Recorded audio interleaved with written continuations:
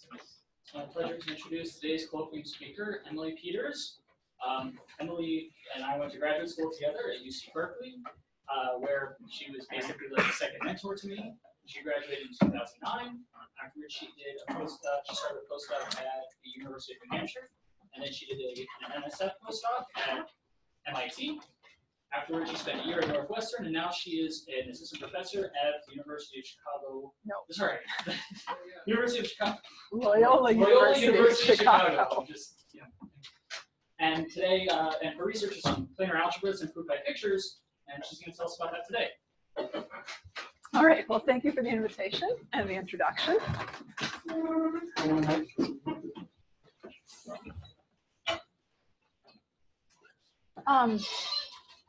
So what I did for this talk is I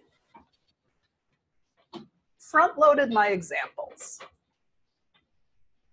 And so we're going to start with a bunch of examples, and I'm only going to give you kind of context for them later. So we're going to start with something called the temporally lead algebra.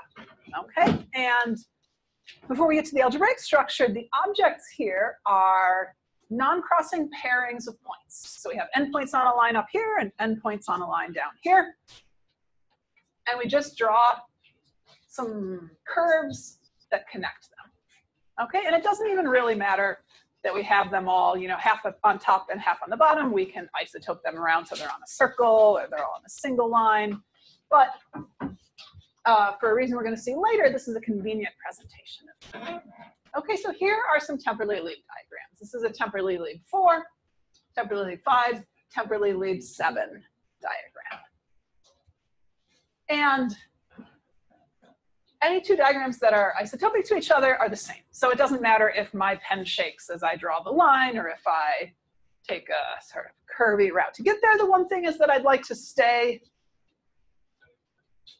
between these two lines. Okay, just kind of make sense of that non-crossing condition. Okay. So, how many temporally lead diagrams are there if we fix the number of points? Well, if n equals 1, there's only one of these. That's pretty easy, like this. If n equals 2, there are 2 of them, right? We can connect the strands straight up and down, or we can do a cup on the top and a cap along the bottom. And when n equals 3, there are 5 of them, and these are the A. So some of you may have recognized that pattern already. Sequence of numbers that starts 1, 2, 5. And that is the Catalan numbers. Okay, so the Catalan numbers famously count like 100-some things in algebraic combinatorics with more added every month, probably. Probably it's more than 100 now. Anyway, the one that I keep in mind is that Catalan numbers count parenthesizations. Okay, so if you have n parentheses and you write them down in a way that respects the rules of parentheses so that you always open a parenthesis before you close it, it turns out that this is a formula for the number of ways to do this. And if you get bored in the second half of the talk, I highly encourage you to think about what the bijection should be between temporally lead diagrams like this and parenthesizations like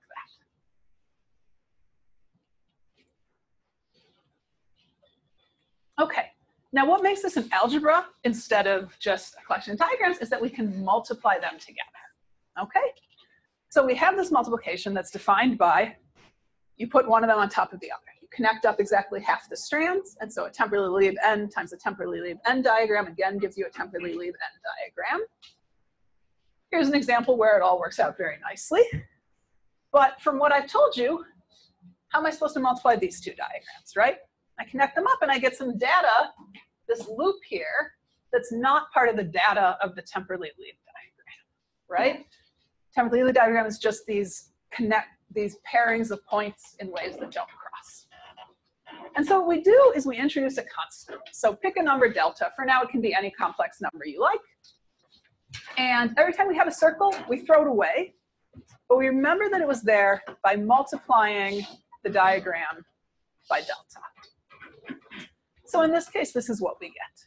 And we're going to turn these into an algebra, right? So instead of just taking these diagrams, we're going to take a vector space whose basis is these diagrams, which is why we're allowed to do things like multiply diagrams by numbers. Okay, well, if I'm calling this multiplication, one of the things you might expect from it is that it should be associative.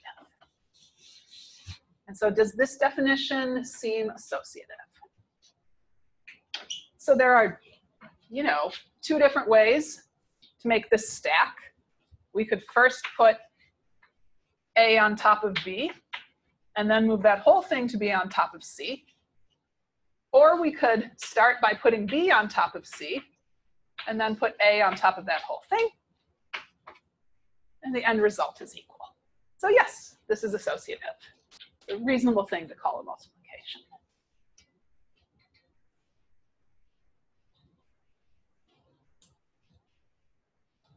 Okay, so the algebra here is that you fix your number n, and then we talk about the temporally Lieb algebra TL2n. It's a vector space over the complex numbers. It's my personal favorite field. If you have a different favorite field, feel free to think about that instead. Basis is these diagrams. Addition is formal, and multiplication is the linear extension of the multiplication for individual diagrams that we talked about. Now, I said here that n is greater than or equal to 0, so what is TL0? How many ways are there to connect 0 points to 0 points? There's one way. There's one way to do that, right? And so TL0 is, well, the only diagram there is the empty diagram, right? And so this is the span over the complex numbers of the empty diagram. In other words, it's a one-dimensional vector space. So we identify it with the complex numbers. One thing this lets us do is make a trace. So here we have a map that takes TL2n to TL0 by, you take your element and you just connect the top strings to the bottom strings. And if this starts as a single diagram, what you get here is just a bunch of circles, right? So just start throwing them out, multiply by delta every time.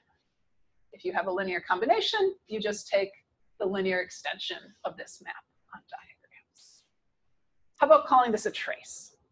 Is trace a good name for this? I mean, it's a map that takes us from here to the complex numbers, so okay, it's at least plausible. Remember, the important thing about traces is that they're cyclically commutative. That if we multiply two things and then we take their trace, it should be the same thing as if we did the multiplication in the other order. Okay, and since we're only interested in how many circles there are in this picture, we can just do that isotopy to move between trace of A times B and trace of B times A. So that's cool, okay? And the fun thing about temporally Lieb is that it has so much structure, okay? So we could define a different multiplication, okay? What if instead of joining the top and the bottom, we joined things up side to side? Well, obviously in some sense this should be isomorphic to the temporally Lieb multiplication we've already defined, but the question is, what if you put both of those multiplications on it at once? What could you say about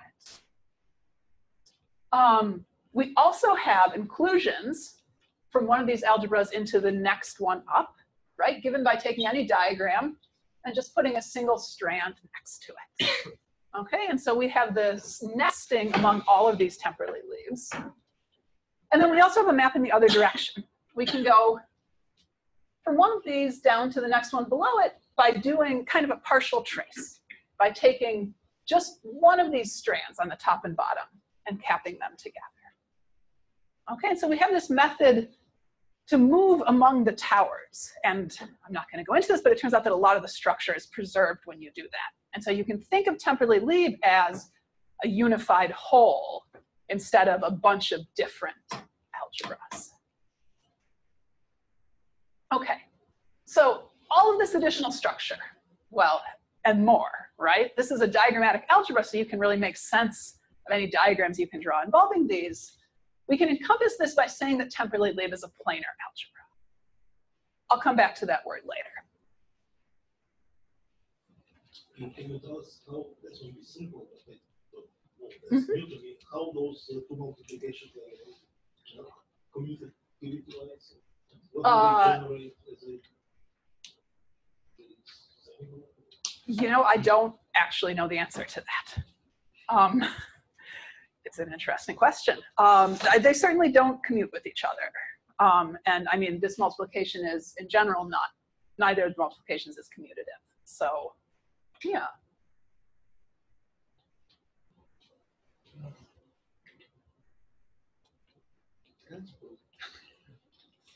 Okay, so now, question. So in the previous slide,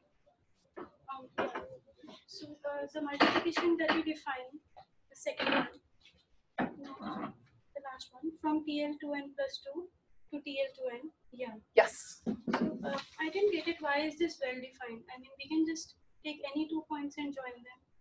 Sure. So I'm always going to take the rightmost 2 points. So remember these diagrams, even though we could present them sort of any way we like, we're going to agree to the convention that we draw endpoints on the bottom and endpoints on the top line. And then this map involves always taking the rightmost pair and joining them up.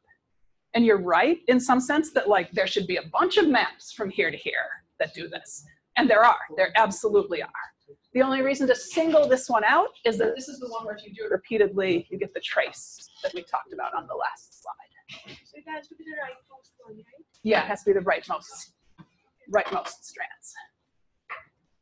Yes? So you said that TL sub n to n is a vector space, but is it a Hilbert? Does it have an adjoint? Like, is there an adjoint? We will get to that. Yes.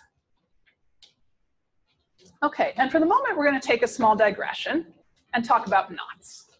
Okay, so I noticed as I was coming here that you guys have the figure 8 knot as one of the like cornerstones of your building. So that's pretty fantastic.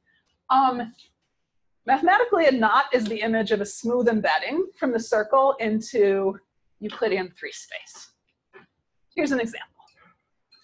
Now, okay, you might, if you're thinking about knots, wonder, which is more important, the domain or the range? Is it not more like a circle, or is it more like a 3-dimensional thing? And the answer that I would like to try to convince you of is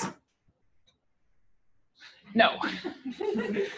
Knots are 2-dimensional objects. They're not, of course. I mean, right? Like, tie a knot out a piece of string, it exists in 3-dimensional space. But so much of the structure of knots can be done in the plane, right? So for instance, this is not a knot. This is just a drawing of a bunch of curves, right? But your brain looks at this and it fills things in. It says, okay, so this is a single piece of string that goes over another strand here, and it goes under a strand, over a strand, under, over, under, and back where we started. Okay, so almost all the structure here is in the plane. The only place where something 3-dimensional comes in is at these crossings, and these behave in this highly predictable way, right? There's nothing fancy going on there. There's just one strand going on top of another strand. And so you can learn a lot about knots by thinking about them as 2-dimensional things. And this is not to say that the geometry of knots isn't interesting, because it definitely is. That there is also a lot of interesting geometry to knots. But what I'm going to be talking about today is their planar structure. Okay, so one of the sort of founding theorems of knot theory, at the point at which knot theory stopped being a sort of cousin of numerology and turned into a branch of mathematics, is Reitemeister's theorem that if 2 diagrams like I had on the previous slide represent the same knot, then you can get between them in a series of steps that have a really particular form. So these are called Reitemeister moves. And if you have one strand that has a little kink in it like that, you can pull it straight. If you have a strand that goes over another strand twice and nothing funny happens in the middle, you can separate them from each other. And if you have a strand that goes over 2 strings that cross, you can pull that strand across the crossing. Okay? So you could start with 2 diagrams that look really different, but if they represent the same knot, there has to be some sequence of these moves that will get you from one to the other. So here's an example of two knots that are the same. And we'll do some Reidemeister moves to get between them. Take a minute, see if you can see in your head how you would get from one to the other.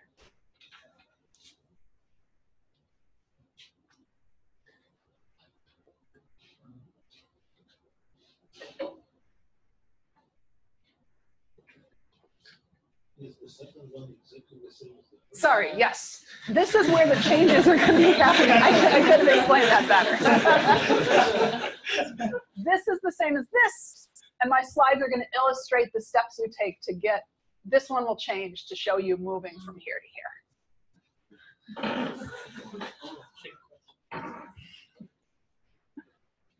Okay, so because of the way I drew this in Inkscape, I think, you can actually kind of see some parts of the knot that are going to be the same. Like it looks like this and this are just going to stay fixed through the whole process. Okay? And so then we can unloop this loop, and then we're going to have this whole strand that we can kind of pull underneath. So let's do that slowly. So what am I going to do first? Okay, so that's a Reidemeister move 3 that will take me from, that will take this strand here and move it across this crossing here. So we do that. And now, I don't actually know which slide comes next. So 50-50 on either I'm going to do a Reidemeister 2 move over here, right? This strand goes over twice, and there's a little tiny loop right there. Which one will it be? Straighten that one out. Are we going to straighten that little loop out? Yes.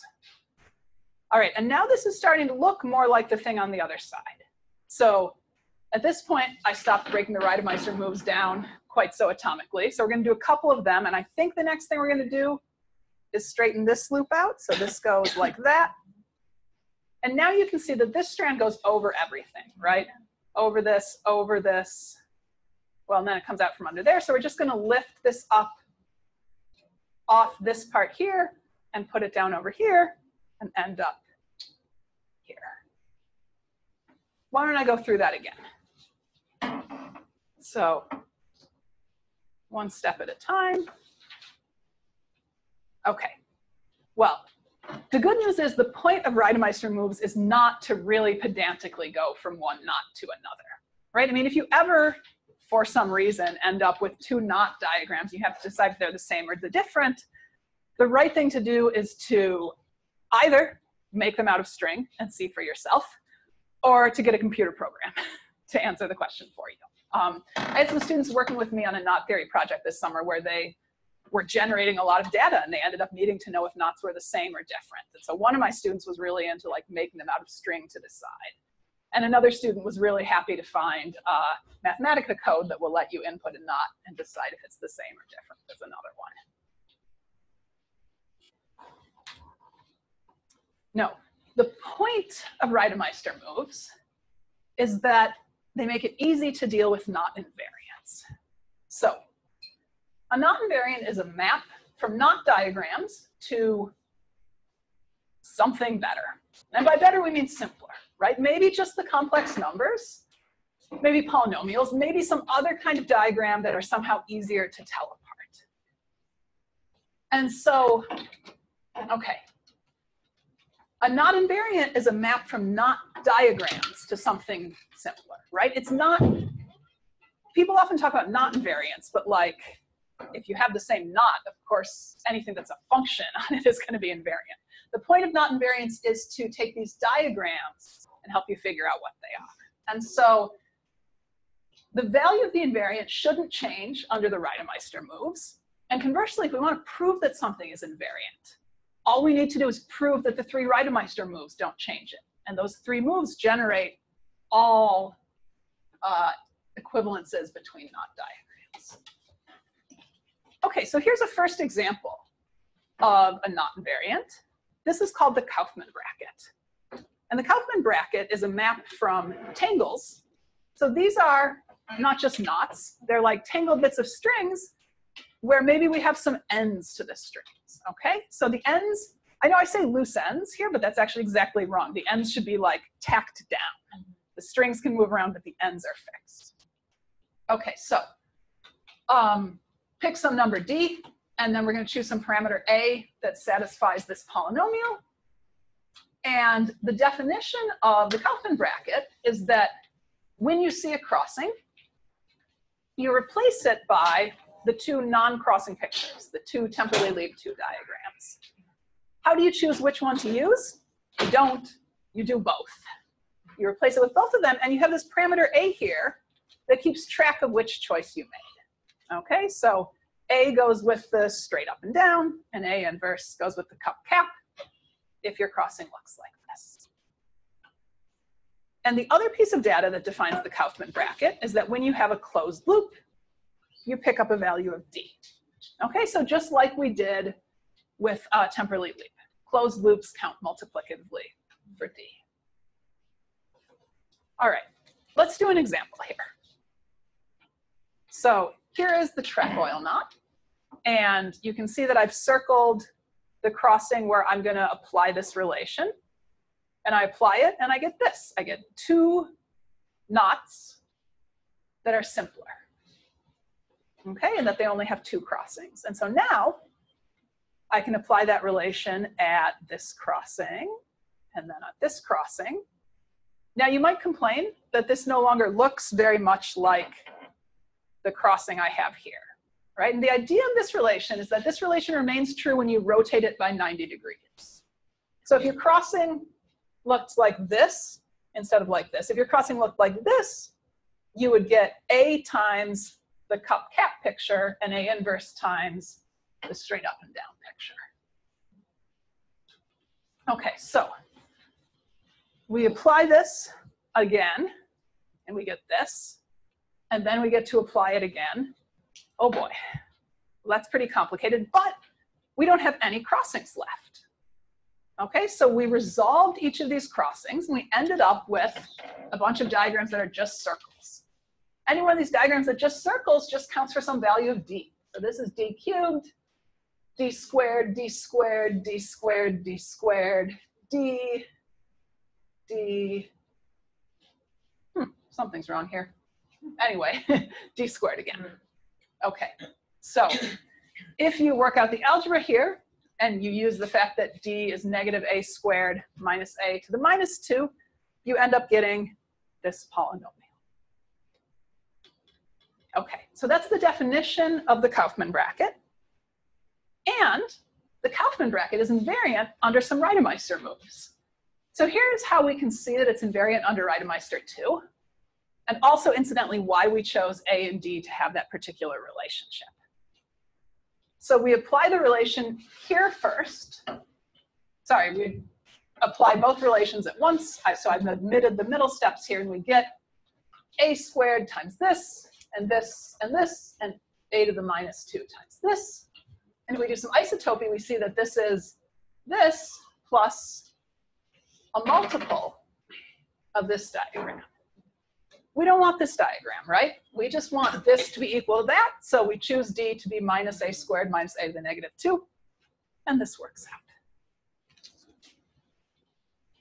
out. Okay, so that's the good news. More good news is that the Kaufman bracket is invariant under Reidemeister 3. But the bad news is that it's not invariant under Reidemeister move 1. So it's not quite a not invariant. Yes? For Reidemeister 3, this same equation goes wrong too, for D and A? I don't think so. I don't think that's as important for that one, actually. Yeah. You know, there's a really nice way to prove Reidemeister move 3 once you know Reidemeister 2, which is that you have, say, this drawing that you want to compare to this drawing. And all you really have to do is resolve this crossing, because then what do you get? You get this and this, which are obviously the same. And then you also get this and this. And so it reduces to Reidemeister move 2. So I guess in that sense, it really does, it does need that relation. No, that's because of the master 2 needs. Exactly, yeah. Okay, so we don't give up and go home at this point. Instead, we say, perhaps, but I know another thing that is almost a knot invariant, except it also goes wrong at Reidemeister 1. So this is called the writhe of a knot, and it measures the sort of twistiness.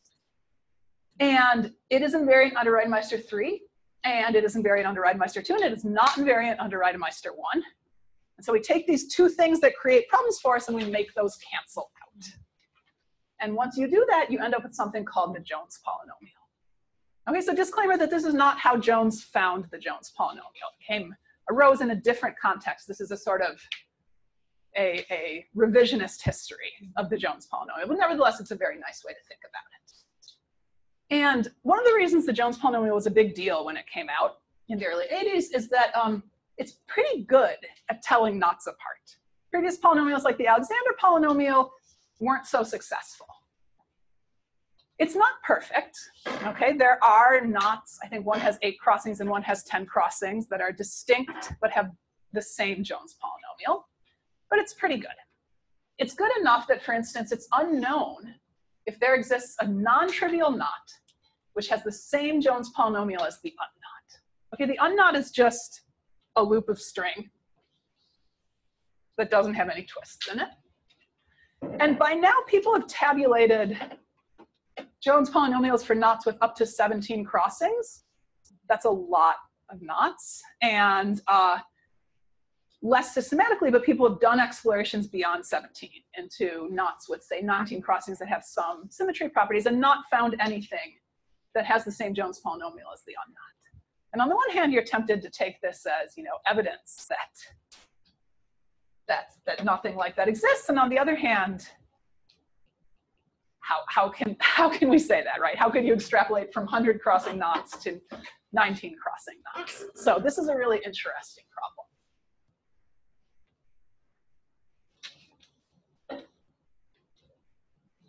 Okay. So now we have a concept that sort of encapsulates the structure that temporally Lieb and knots have in common. And this is called planar algebras. So a planar diagram is something that looks like this. Okay, and you should imagine that each of these circles in here is actually a hole. So we have some inner boundaries, and we have a single outside boundary. We have some strings that don't intersect with each other that join up points along these boundaries. And finally, for each boundary circle, we choose a single point, and we mark it. So that's what these stars are. These stars mark points or intervals on the boundary.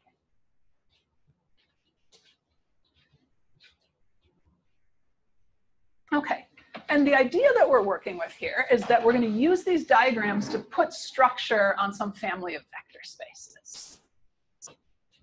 So call our vector spaces V sub k, where k is any whole number. And for something to be a planar algebra, we insist that we can interpret any planar diagram. So this is just the one from the previous slide, I think. Any planar diagram can be interpreted as a map among these spaces. Okay, so this is supposed to take an input from V2, think of that as being in this circle, an input from V5 that goes here, and from V4 that goes here, and it outputs something in V7, because there's 7 points around this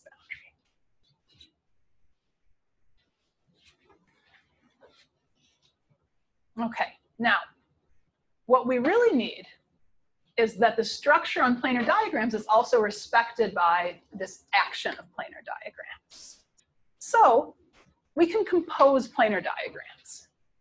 If you imagine taking this and shrinking it down and plopping it in the circle labeled 2 over here, then once you've done that, if you put your 2 boundaries down next to each other and let them cancel out, you get this picture here. And so that's composition of diagrams.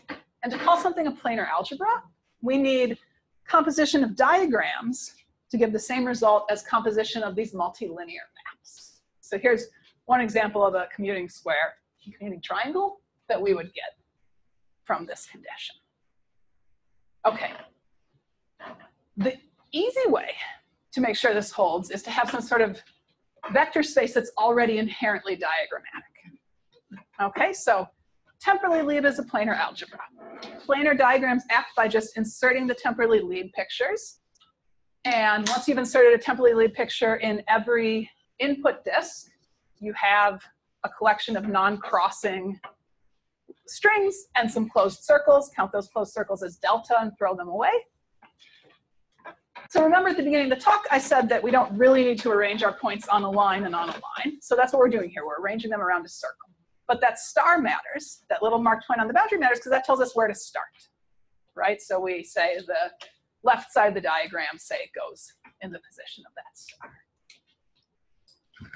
Okay, if we let Tn be the space of tangles of string with fixed endpoints, this is a much larger example. Right, so we fix the endpoints of the string and we consider them only up to isotopy, but even so, you can tell that each of these vector spaces is infinite dimensional, right? Just take like, you know, 2 strands and start crossing them over each other, okay? Every time you do a crossing, it's a different tangle. So these are huge, but they form a planar algebra where planar diagrams act just by insertion, okay? So you only get crossing as the input here. The planar diagrams have no crossings, but they give you a potentially different tangle or a combination of tangles. So for instance, John Conway has this idea of rational tangles, and you can think about those as planar algebra compositions of a certain form. Okay, so the way we define the Kaufman bracket, it gives us a planar algebra homomorphism. It takes us from the planar algebra of tangles to the temporally Lieb planar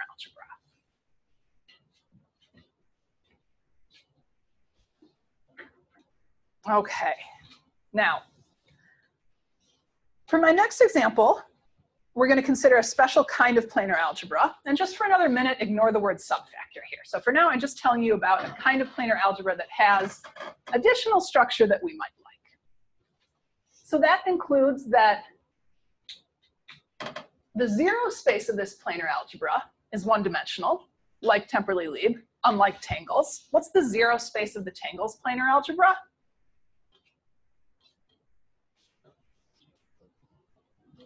More than that, it's all knots and links, right? Because all knots and links have 0 boundary points.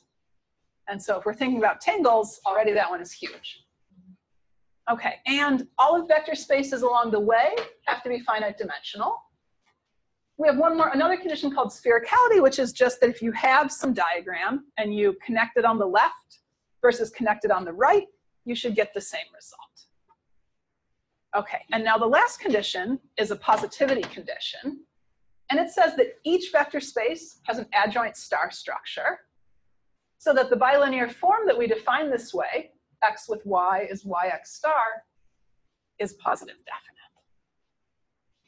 Okay, and what this means is that we can do geometry here, right? We can take norms of things. We can find out if something is 0 by computing its norm or its inner product with other things. This is a useful property to have. Okay, and we call one of these a subfactor planar algebra. And the reason for that is a theorem. One direction of this is due to Jones and the other is due to Popa, which is that subfactors give subfactor planar algebras, and subfactor planar algebras give us back subfactors.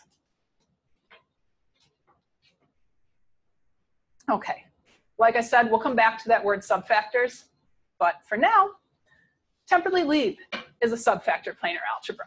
So P0 is one-dimensional. The Pn spaces have dimension given by the Catalan numbers. This Spheric Ality condition kind of looks like you're just saying that circles are circles, right? So it's just saying if we have this, capping it on the left is the same thing as capping it off on the right. Okay, and the fact that this structure is positive definiteness is the hard part. And this is only true if delta is a real number greater than or equal to 2. So you mentioned this adjoint structure earlier. The adjoint structure on temporally lead is just to take your diagram and reflect it. Just flip it. Okay? And so this is an amazing fact. It's pretty fantastic. And we're just not going to go very far into this today. Such is life. Instead, I'm going to tell you about a third example of a planar algebra called the extended Hager planar algebra. So this is the positive definite planar algebra generated by a single generator S with 16 strands, subject to the relations that are shown here. And let me walk you through these a little bit, because it's hard to parse them at first. So this first condition says that we can rotate the star on this S by 2 positions. Okay, so this, however you plug your S into the hole here, they're all the same thing as each other. This next condition says that any cap that you put on S, anytime you take 2 of its strands and connect them to each other, you're going to get back 0. And what this tells you, kind of, is that any sort of 14-strand shadow of S, I don't want to call it a projection of S, but there's no relative of S living in your lower dimensional spaces. S is fundamentally a 16-strand object. Now this next one, I got lazy about drawing a bunch of strings, and so I just started putting labels on them. If you multiply S by S, you land back in temporally lead. So this is entirely diagrammatic. And now these last 2 relations, so first of all, there are some numbers alpha and beta here. They are super important. I'm not going to tell you at all what they are, okay? But for these particular values, we have a relation that says that S can be pulled through a strand. So we're not introducing a crossing. We're not saying what you can do if 2 strands cross. We're just saying that if you really need to move S past a strand, you can do it by letting S double. That this picture is the same thing as S connected by 7 strands. Okay, and this last picture is a doubled version of that, right? If you need to pull S past 2 strands, you can do it by replacing it with this diagram where S has tripled, and these S's are connected to each other by 7 strands again. Okay, now, what question do you have at this point? Is that a minus sign in front of the S? Yes, good point. That is a minus sign. So you do pick up a minus sign sometimes depending on your amount of rotation. Does someone want to ask me, why do you need this if you have this? If you already have a rule for pulling S past a strand, why do you need a rule for pulling S past 2 strands? And the answer is that there's a sort of shading issue that I've been hiding in the background here, and I'm not going to talk about anymore. But for now, you need to believe me that these are actually sort of 2 separate moves that we have to be able to do. Okay, so the theorem is that if we take the positive definite planar algebra generated by this generator, subject to these relations, we get a subfactor planar algebra back, which is non-trivial. And in general, like in group theory, the word problem, wherein you say you have some generators and some relations, is super hard, impossible in general to write an algorithm for it. Knowing what group you get if you just randomly write down generators and relations is a big challenge. And so the same thing is true in planar algebras. If you just sort of start writing down a generator and relations, chances are the group you've generated is gibberish. Well, it's either impossibly large or trivial, that you somehow wrote down 2 conflicting relations, and they weren't evidently conflicting, but there's some diagram where if you apply one sequence of relations or a different sequence of relations, you get different answers, and so the whole thing must be 0. Okay, how do we show that that's not the case here? Okay, so of all of these subfactor planar algebra conditions, the hardest one is knowing that it's non-trivial and its 0 space is 1-dimensional. Okay, so showing that V is non-zero I have called it technical and boring here, and that's not quite true. That's a little bit unfair. But basically, there is a bigger planar algebra whose existence we know about for other reasons. And we can look inside there and find a generator that satisfies all these same relations, and we know it's not zero. Seeing that V0 is one-dimensional is actually a lot of fun. So what's going on here? V0 is all the diagrams we can build from these S's that have no boundary points. Okay, so in other words, it's a closed network, or a graph, if you like, made involving these generators S. So we put a bunch of them down together and we tie them up. And then we need an evaluation algorithm, a way to produce from this a single number, which is which multiple of the empty diagram we're at. Okay, and so what I'm talking about now is joint work with collaborators Scott Morrison, Noah Snyder, and Stephen Bigelow. And this is Stephen Bigelow's brilliant jellyfish algorithm for evaluating the value of any closed diagram. Okay, so what we do is we imagine that each copy of S is a jellyfish. And we use these relations that let us pull a generator past one or two strands to let these jellyfish swim to the surface of the ocean. So we choose a path for each of them, and then we just apply these relations over and over and over. And so this is a sort of simplified thing, right? Every time one of these diagrams passes through a strand, it should double, pass through two strands, maybe it should triple. So there should be a lot more generators here, and it should be some linear combinations. Anyway, what you should think of, though, is that you get something sort of like this. And so let's simplify this, right? Instead of having something that looks like this, let's take this diagram with all these jellyfish and think about it as a polygon. Okay, well, now we'd like to apply our multiplication relation to simplify things. And in this particular example, I can. It's connected by 8 strands here, because 9 is really just 8 plus 1. So we can apply the multiplication relation on 8 strands. We can apply it here, or here, or here. And what about in general? Well, in general, you can prove that any triangulation of a polygon has a corner in it, some vertex that's only connected to its 2 neighbors. And then by the pigeonhole principle, one of these has at least 8 edges.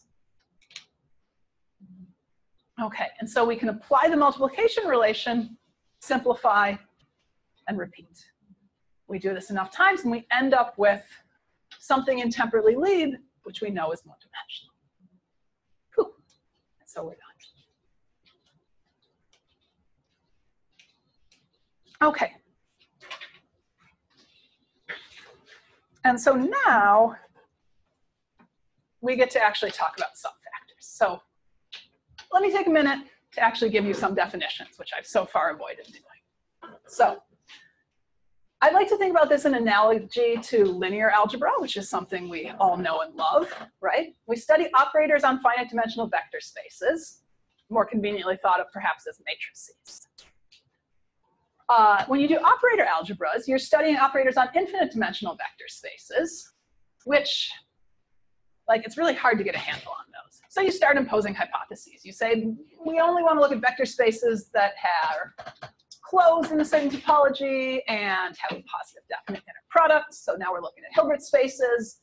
And also, let's only look at operators that are bounded. Okay?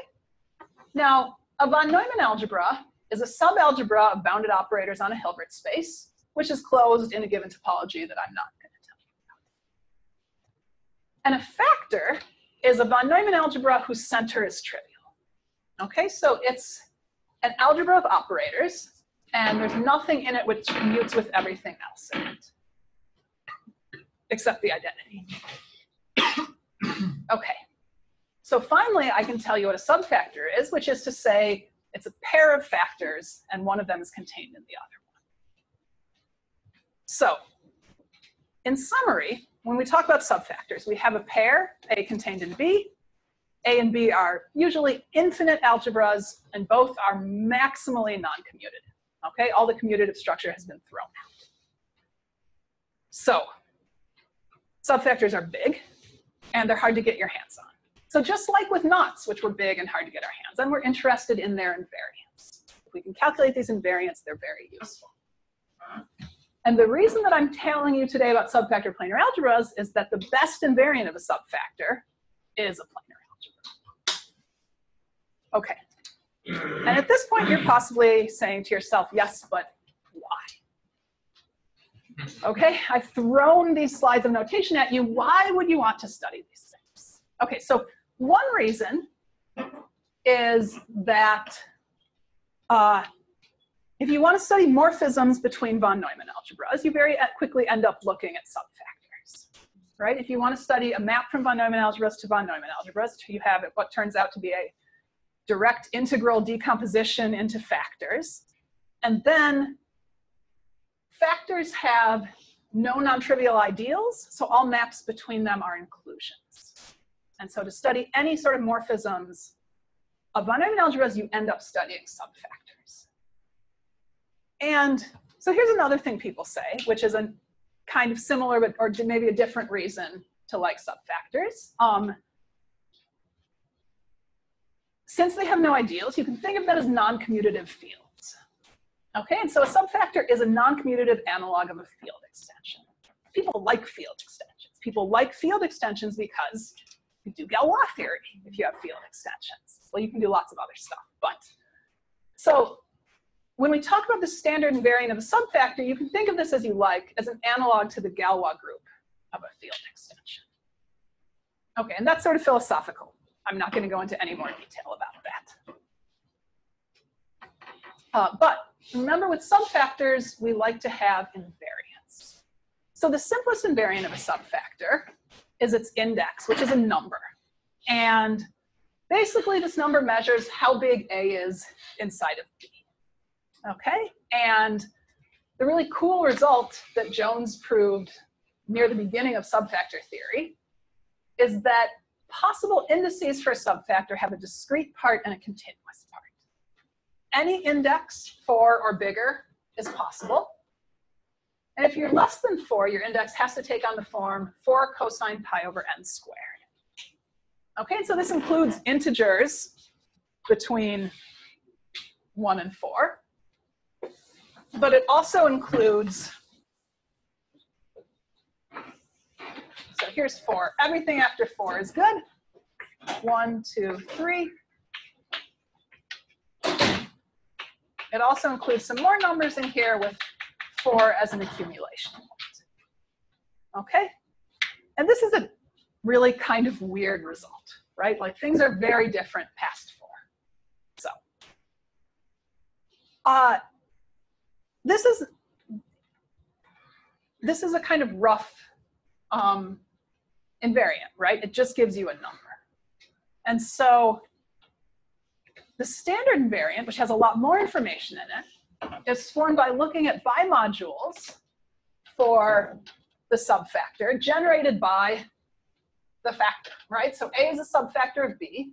We look at B as an AB bimodule. And once we've done that, we can start tensoring it with itself. Well, with its opposite, right? With B as a BA bimodule. And we can take this generator and tensor all these things together and see what we get.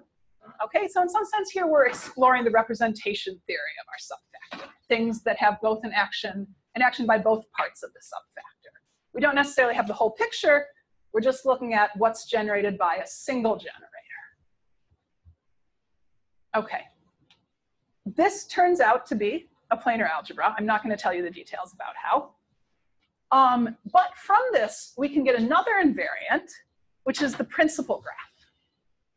Okay, the principal graph takes any irreducible AA or AB bimodule that appears in one of these as a sum end of one of these things over here. And it will connect you from, say, an AA bimodule Y to the AB bimodule Z if when you tensor Y by X, our generating bimodule, you see a copy of Z showing up. Okay, and so this describes how to make a graph. And now the good news is that if your index is finite, then in the planar algebra you get here, your loop parameter delta So planar algebras don't need to have a loop parameter, but this one does, is the square root of the index. And the index is the square root of the norm of the principal graph. Okay, and so all of these invariants are related to each other. And it turns out that the principal graph, if you want to classify subfactors, is in some sense the right one to use. Right. I mentioned these theorems earlier, that subfactors give you subfactor planar algebras, subfactor planar algebras give you subfactors. Okay, why would we want to classify subfactors?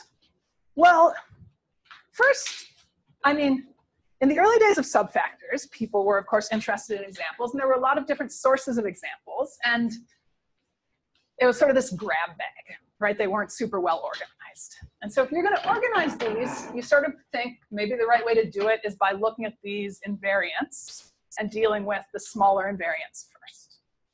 Okay, and so I'm summarizing the work of a lot of people in this slide, and I'm not giving credit where it's due, but over about a decade, pioneers in this subject proved that if your index is less than 4, the principal graph is a Coxeter-Dinkin diagram.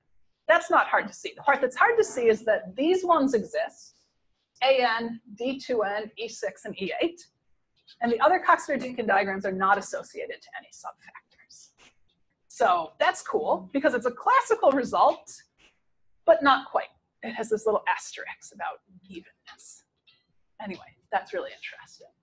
If the index is 4, then you get an extended Dinkin diagram, and all of these are possible, and some of them don't have a unique subfactor associated to them. Some of them have more than one subfactor. And then what happens beyond 4? So in the late 80s and early 90s, Uffe Hoerup asked that question and said, which principal graphs are possible for subfactors with index between 4 and 3 plus root 3, which is around 4.73. And what he came up with was this list here, which has 2 infinite families and then a one-off singleton. Okay, and this list was fantastic. It was the impetus for a lot of great work. It gave people concrete problems to attack. And so the end result is that the ones in green exist and the ones in red don't. So very early on, Dietmar Bisch showed that these graphs give inconsistent, non-associative multiplication rules. And Haseida Yasuda showed that these graphs fail number theoretic tests that fusion categories have to satisfy. And Haseida and Hager constructed these in 1999. And so this one here was the last one that was left, and this is the graph for extended Hager, which I told you about already. So this is the extended Hager principal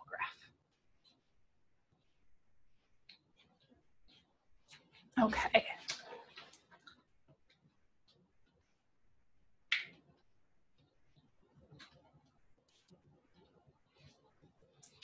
All right, and now that little bit that I glossed over a few minutes ago that I said was boring, I do need to tell you some more about right now.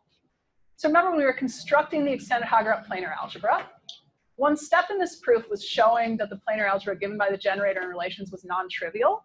And we did it by finding the generator satisfying those relations in a slightly bigger planar algebra. And that planar algebra is the planar algebra of a graph. And it turns out that the right graph to use is the principal graph. Okay, so there's a theorem. Dave and Vaughn showed this, and Morrison and Walker have a different proof, although has that ever been published? Will that ever be published? It's just a preprint. Okay, so anyway, but if you have an idea in your head that a subfactor planar algebra exists, there's a specific place you can look to find it, okay? And that is the graph planar algebra. The thing about the graph planar algebra is that basically you take paths on your graph and you define operations that correspond to diagrams, okay? If you just set them down next to each other and you don't do anything to them, that's like a concatenation. If you join them together, like travel halfway on this graph and then the second half on the other graph. That's a form of multiplication. Any one of these diagrams you draw, you can make sense of for paths on this graph. And all of those things together satisfy almost all the properties of the graph planar, of the subfactor planar algebra. The only thing they fail is the smallness property, that P0 must be one-dimensional. Because for the graph planar algebra, your zero space, there's one for every vertex of your graph. Okay. So, a question you can ask that Vaughan Jones asked me is, when does this theorem work with a graph other than the principal graph? When can you find a subfactor planar algebra in the planar algebra of a non-principal graph? So shown here are two graphs that have the same graph norm as extended Hager up, but different graph. Okay. Now, I'm going to tell you just a tiny bit about Merita equivalence. And here's why. So remember that subfactor examples form this sort of unruly bag. We put a little bit of structure on it by classifying them according to index, but we have some of these examples. We suspect that we have only like the tip of an iceberg. It's hard to know for sure, but it seems like there's a lot of subfactors out there and we've only seen a few of them. It's a lot of work to construct a subfactor, and once you have it, you want to get as much mileage as you can from it.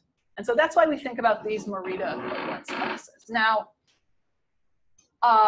instead of talking about planar algebras, I'm going to switch to talking about fusion categories for 5 minutes. Okay, so fusion category is a tensor category, which is k-linear and semi-simple and rigid, and has a finite number of simple objects. And the construction I did using bimodules to get a planar algebra equally well gives you a fusion category if you start with a subfactor whose index is finite. And fusion categories are said to be Merita equivalent if there's a bimodule category between them. So that when you take tensor product in one order, you get a category equivalent to C, and in the other order, you get a category equivalent to D.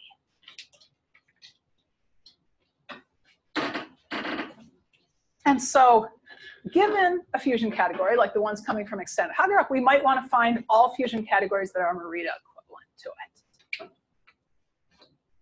Okay, and so in work in progress with Dave Pennies and Panos Grossman, Masaki Izumi, Scott Morrison, and Noah Snyder, we showed that a subfactor planar algebra appears in the graph planar algebra of a given graph gamma if and only if gamma is the graph of a Merita equivalence involving that subfactor.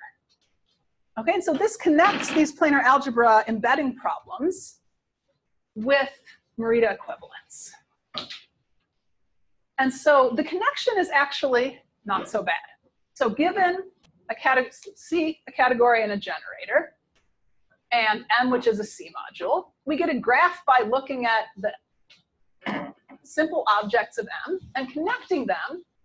If when you tensor one of them by X, you get a copy of the other one, just like we did for the principal graph. Okay, and now we can embed our original category C in the graph planar algebra of this gamma by interpreting X, this tensor generator C, as a single strand there. And so what this gives us, with a little bit of extra work, maybe a lot of extra work, is that we already had two fusion categories, EH1 and EH2. And if you look at their Merita equivalence class, you get two more, EH3 and EH4.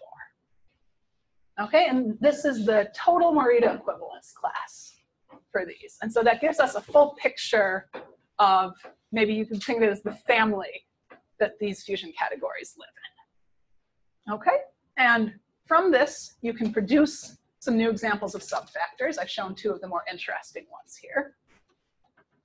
And the proof is, in the end, to go back and look for this extended Hager-up generator in the graph planar algebras of these graphs. You find it there, and you know that these new these new fusion categories, Merita equivalent to EH1 and EH2 must exist. And that's all I had to say today.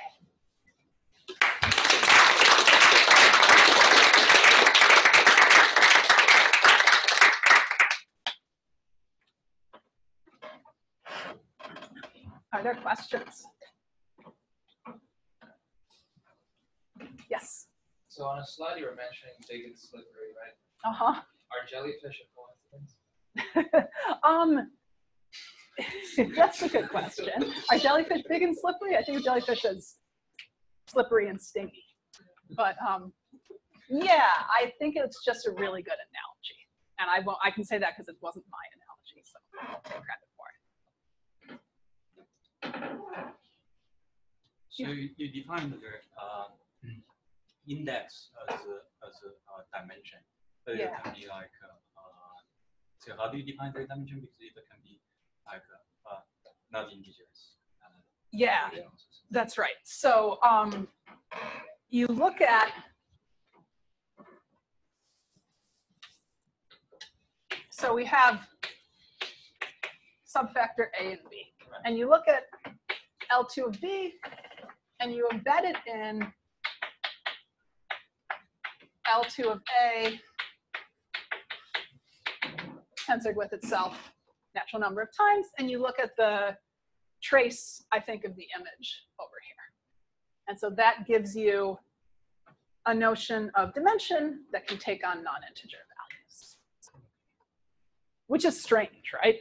It's weird to talk about something being the dimension if it's non-integral. Yeah. Any more questions for Emily? Let's thank our speaker again.